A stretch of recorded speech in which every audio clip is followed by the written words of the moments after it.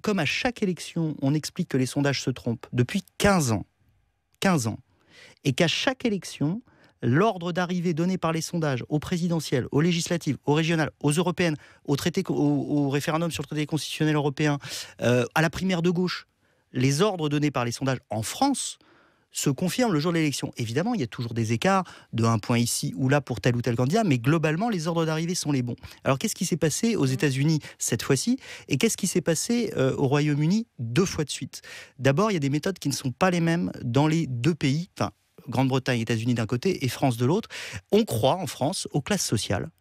Et on croit à la méthode des quotas, là où aux États-Unis et en Grande-Bretagne, on applique une méthode qu'on appelle une méthode aléatoire, qui en plus n'est pas appliquée tout à fait dans les règles. C'est-à-dire qu'en gros, en France, quand on constitue un échantillon de sondage, on interroge la même proportion de femmes, d'hommes, d'ouvriers, de cadres, de personnes qui habitent dans les territoires ruraux ou périurbains ou urbains, que ce que l'on observe au moment du recensement de l'INSEE.